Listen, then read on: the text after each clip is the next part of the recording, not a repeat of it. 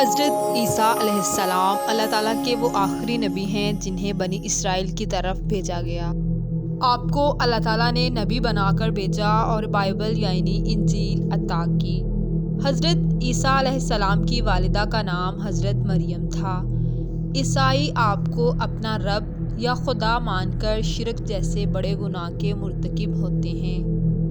آپ کو اللہ تعالیٰ نے بے پناہ معجزے عطا فرمائے، جن میں سب سے پہلا معجزہ تو بغیر باپ کے پیدا ہونا ہے، اور جیسے ہی آپ پیدا ہوئے تو آپ نے اپنی والدہ کی پاک دامنی کی گواہی دی، جو کہ بلا شبہ ایک حیران کن معجزہ تھا۔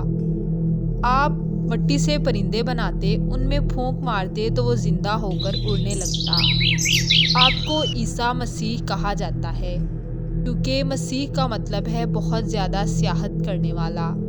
آپ دوسرے شہروں میں جاتے اور اللہ تعالیٰ کا پیغام پہنچاتے، اور مسیح کا دوسرا مطلب ہاتھ پھیرنے والا ہے۔ آپ کے ہاتھ میں اللہ تعالیٰ نے بہت شفا رکھی تھی۔ آپ اندھے انسان کی آنکھوں پر ہاتھ رکھتے تو اس کی بینائی واپس آ جاتی، اور آپ برس یعنی کوڑ کے مریض آپ کے ہاتھ سے شفا پا جاتے۔ آپ پانی پر آسانی سے چل دیتے۔ ان تمام معجزوں کو دیکھنے کے باوجود بھی یہودیوں کی اکثریت آپ پر ایمان نہ لا سکی اور آپ کی مخالفت کرتے رہے۔ آپ لوگوں کو برائیوں سے منع فرماتے، شرک، سود خوری، زنا اور دیگر برائیوں سے روکتے، مگر لوگ آپ کی باتوں پر عمل نہ کرتے۔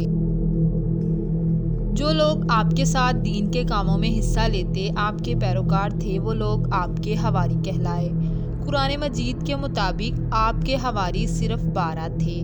حضرت عیسیٰ علیہ السلام دین کی تبلیغ میں نہ صرف اپنے شہر بلکہ دوسرے شہروں میں بھی جایا کرتے، جس کی وجہ سے آپ کو ماننے والوں اور آپ کے پیروکاروں میں دن بدن اضافہ ہوتا گیا۔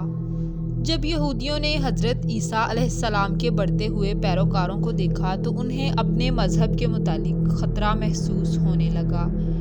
لہٰذا یہودیوں نے مشورہ کیا اور فلسطین کے بادشاہ کے پاس گئے اور اس سے حضرت عیسیٰ کی شکایت کی، تو اس بادشاہ نے حکم دیا کہ حضرت عیسیٰ کو قتل کر دیا جائے یا سولی پر لٹکا دیا جائے۔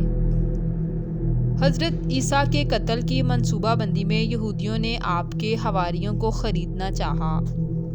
بس آپ کے حواریوں میں سے ایک شخص کی شکل بالکل آپ سے ملتی تھی، لیکن وہ شخص منافق تھا۔ اس شخص کا نام تاریخ میں یہودا بتایا جاتا ہے۔ بادشاہ نے اس شخص کو 30 درہم دینے کا وعدہ کیا، جس کے عوض اس کو حضرت عیسیٰ کو شہید کرنا تھا۔ بس یہودا اس بادشاہ کے چند سپاہیوں کو ساتھ لے کر اس جگہ پر آ گیا جس جگہ حضرت عیسیٰ کا قیام تھا۔ وہ اندر گیا اور کیا دیکھتا ہے کہ حضرت عیسیٰ کو اللہ تعالیٰ کی طرف سے آسمان کی طرف اٹھایا جا رہا ہے۔ وہ حیرانگی سے یہ سب منظر دیکھتا رہا۔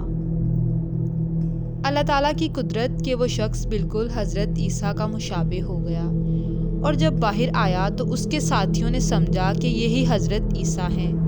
ان سب نے اس شخص کو پکڑ لیا۔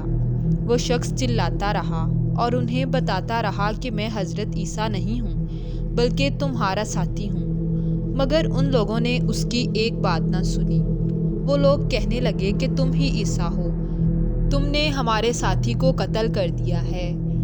بس سپاہیوں نے اس شخص کو پکڑ لیا اور اسے رسیوں سے باندھ دیا اور اس صلیب کے پاس لے آئے جس پر وہ حضرت عیسیٰ کو سولی دینا چاہتے تھے۔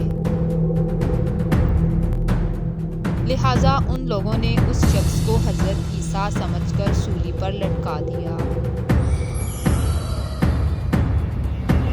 اور تھوڑی دیر بعد جب وہ لوگ غور کرنے لگے تو انہوں نے محسوس کیا کہ اس شخص کا صرف چہرہ ہی حضرت عیسیٰ جیسا تھا اور باقی سارا بدن یہودا کا تھا۔ تو وہاں موجود یہودیوں کے چند لوگ کہنے لگے کہ اگر یہ عیسیٰ مسیح ہے تو وہ دوسرا شخص کہاں ہے، اور اگر یہ دوسرا شخص ہے تو حضرت عیسیٰ کہاں ہے؟ اس بات پر ان یہودیوں کے درمیان اختلاف پیدا ہو گیا اور وہ لڑنے لگے۔ اس کے بعد حضرت عیسیٰ کو ماننے والے لوگ 2 گروہ میں بٹ گئے۔ ایک وہ تھے جو کہتے کہ حضرت عیسیٰ کو اللہ تعالیٰ نے سولی پر چڑھانے کے بعد دوبارہ زندہ کیا اور پھر آسمان پر اٹھا لیا۔ وہ لوگ یعقوبیہ کہلاتے ہیں، اور دوسرا گروہ وہ ہے جو حضرت عیسیٰ کو آسمان پر اٹھائے جانے کی وجہ سے اللہ تعالیٰ کا بیٹا کہتے ہیں۔